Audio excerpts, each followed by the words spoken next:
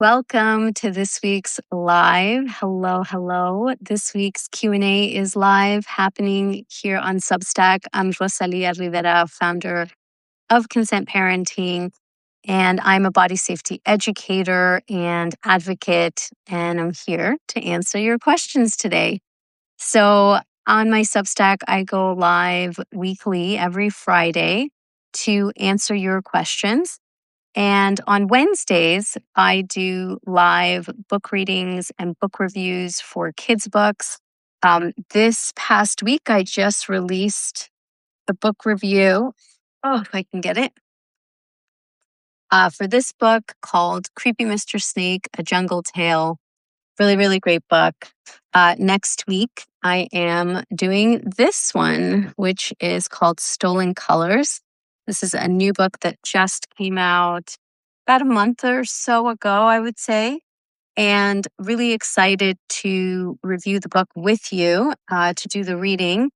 And I do that because I think it's so important to know the kind of book that you're getting and how best to use it. So if you are looking to build your body safety book library, which I highly recommend that you do, the book reading series will be really helpful because books can be expensive. This one was 20 US, I think. Um, Books can be $20 minimum a piece. So it's an investment when we are starting to build a whole library of body safety books for our kids. And why not know what you're getting and what's the best way to use that tool? So I do those reviews on Wednesdays, and you are welcome to join those. I do them every week. So for every month, I do 4 book reviews and 4 live Q&As. And one of those each month at the end of the month is for free subscribers for anyone who's on Substack. And then all the other weekly ones are for paid members. If you are watching this and you're a paid member, thank you so much for supporting this work and for being here to stay proactive, to learn, to get educated, to do this work alongside your family and the adults in your life. So thank you for that. All right. So I did have a couple of questions that came in. So I'm going to answer those first. But if you are here watching and you have a question, please, by all means, post it in the chat and I will get to it before we wrap up today. So the first question, I'm just going to read it here, that came in. And I think this is a pretty straightforward question. And something that I think a lot of parents really wrestle with is, let me just see. Okay, so this one is really about if you have a child who is pre-verbal and they are not able to really communicate with the adults in their life, how do you teach them assertiveness skills if they can't tell someone no because they're not talking? And this is not an infant, it's not a toddler. This is like a child who has um, neurodivergence and disabilities. And so they are not physically capable of expressing a boundary. How do you teach them about how to do that, how to set those boundaries?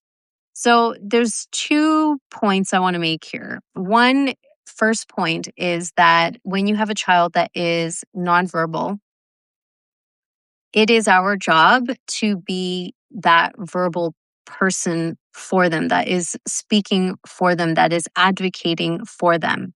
So it is our responsibility to be explicitly clear about not only our child's needs, but also their boundaries. And the expectations of the caregivers who are interacting with them on a regular basis to know what it is that we're doing on our end to ensure their safety.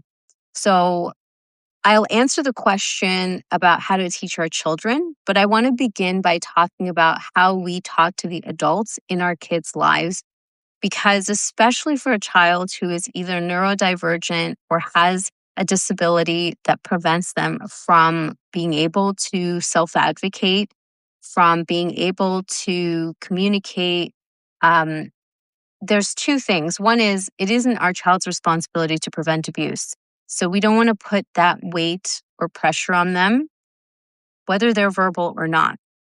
But especially with a child who is not verbal, it is twice as important for us to speak on their behalf with the adults who are going to be responsible for them, caregiving with them for a certain amount of every day, or however much time you're, essentially giving your child over to that person. So, with that said, yes, you can teach your child communication skills, because communication is not just words and language.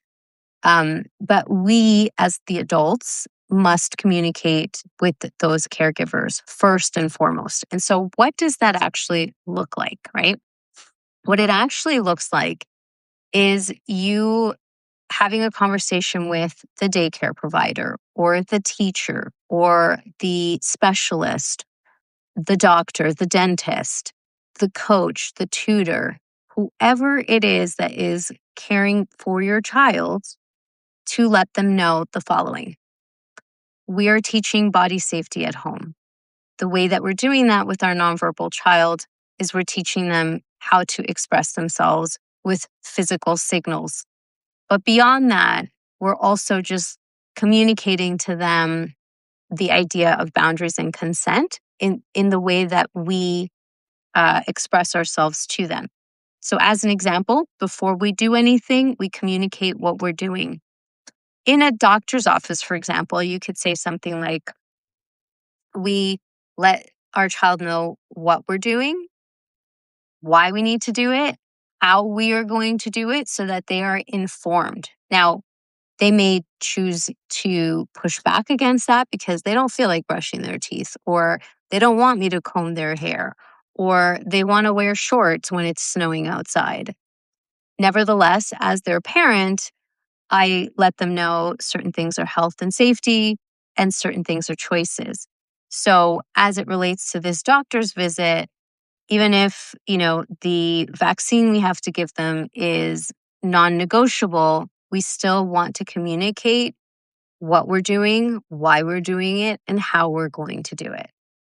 And so we wanted to let you know so that you can help us continue and have consistency in the way that adults are supposed to deal with the child, so that our child recognizes a safe adult from an unsafe adult. And so by communicating what you're doing, why you're doing it, and how you're going to do it, you're communicating that you respect their boundaries, you respect their rights, and you respect that they need information to be able to give consent. For a younger child, you may say, our child is obviously not able to make informed decisions, but we still want to develop this practice so that it becomes the expectation, it becomes the norm and the standard and the baseline. And so usually adults have no issue with that. And they, particularly with children with disabilities, neurodivergence, nonverbal communication, are willing to support that, right? They're willing to help do whatever they can to support that. If you come across someone who is dismissive or pushes back, or just flat out ignores the request and does whatever they want, however they feel is appropriate for a professional, that's a red flag that I would be very cautious of.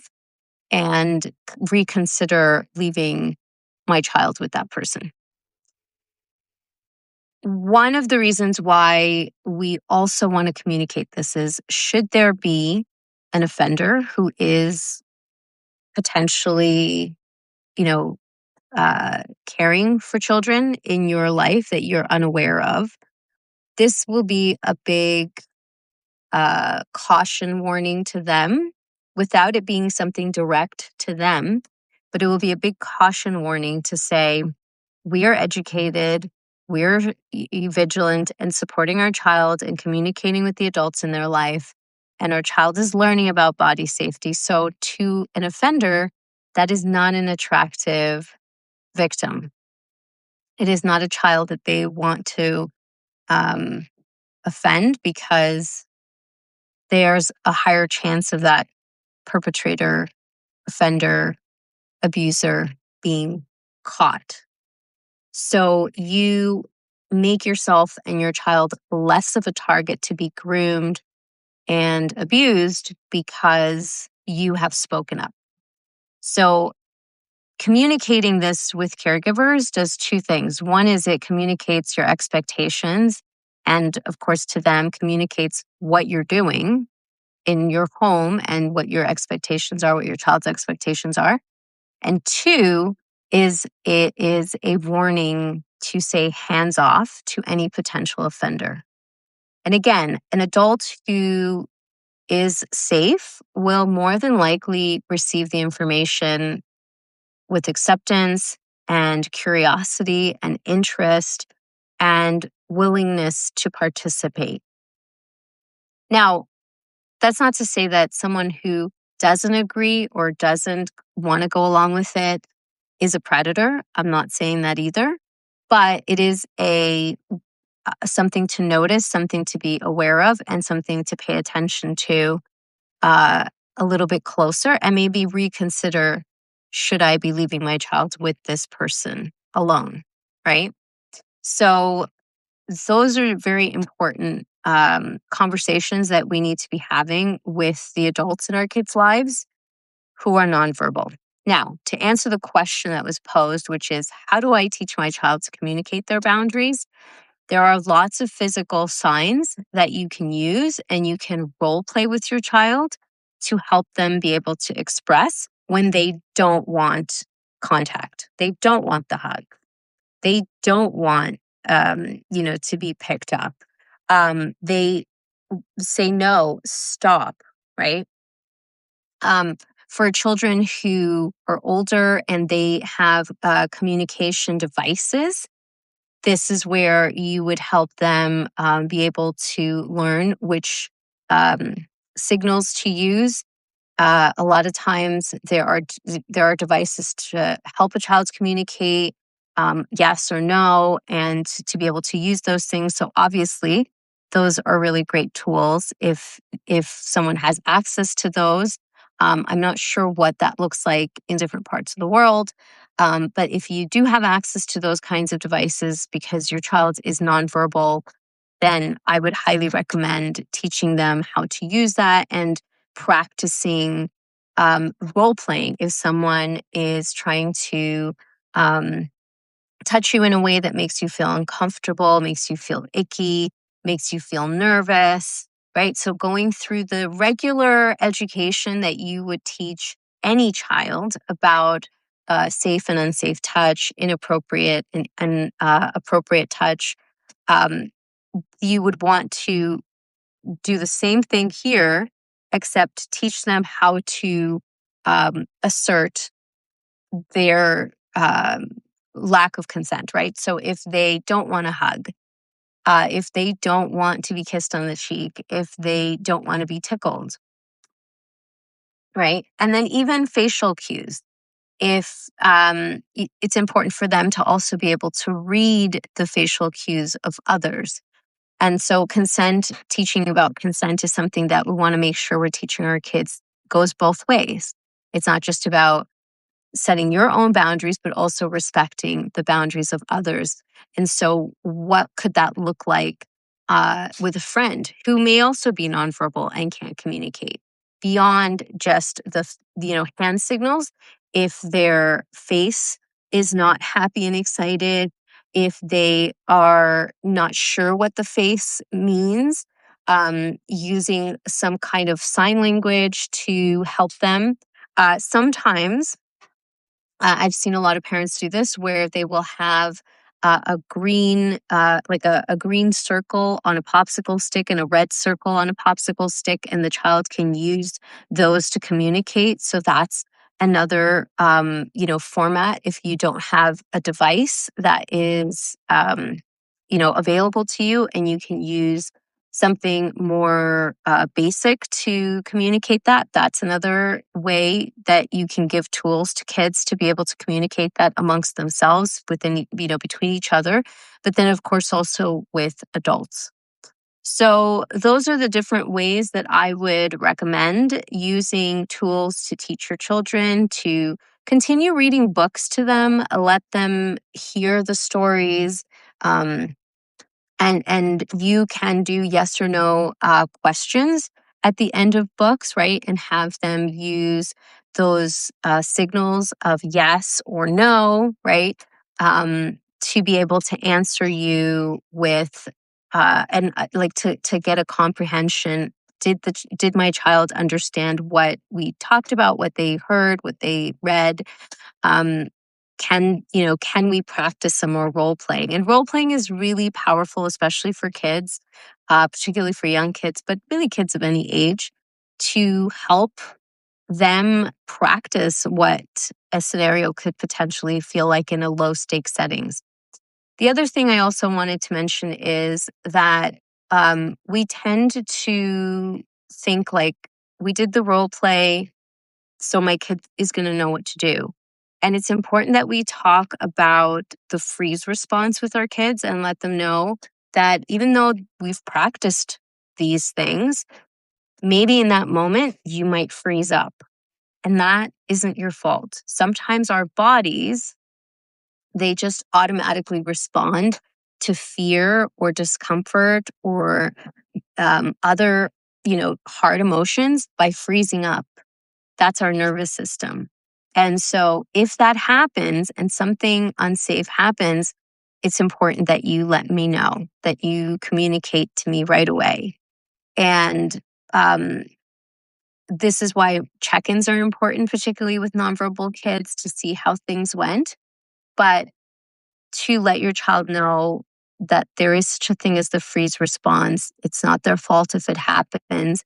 And it's all the more reason why it's important to tell, to communicate, to, share what has happened. So that's another really important piece to share with kids, both verbal and nonverbal. Okay, so I think that answered the question. I didn't see any other questions that have come in, but thank you for joining me live. And if you are watching the replay, hello, and thanks for catching the replay. If you have questions that you would like answered, either for the next one or this one you just didn't, weren't able to get to, post it in the comments and let me know, and I will answer that either in the comments or in the next live.